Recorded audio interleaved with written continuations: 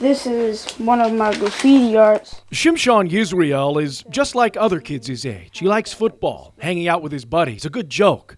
But artwork is his real passion. I'm not a very good painter. Graffiti, cartoons, and a little bit of anime. All right, everyone, we're going to take turns. And the 12-year-old has already drawn up a plan for success. When he's 18, he says he wants to go into the military, see the world, and then chase his dreams. Do art and then move to Paris and put on some art galleries. Less than 2 years ago, Shimshon and his family weren't necessarily in a place to have that kind of plan. His mother escaped what she calls a toxic and abusive relationship, and she had nowhere to go.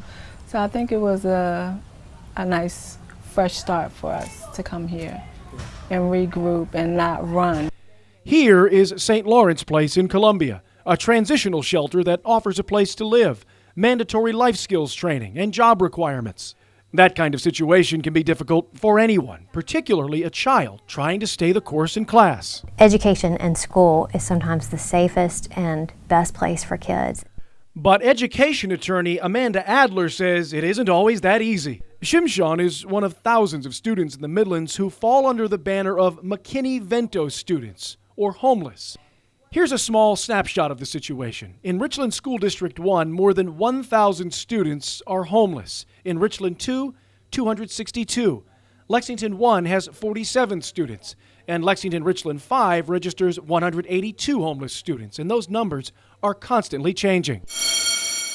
The federal law known as the McKinney-Vento Act mandates that students who lack traditional housing are granted immediate enrollment in school even without the necessary paperwork. They also have access to free lunch programs and transportation if requested. There's security, there's safety, there's food, there's learning, there's friendships. There are all these important connections that every child needs, but particularly kids who've been in crisis. Shimshon attends class at the Columbia Science Academy and is working past the crisis mode.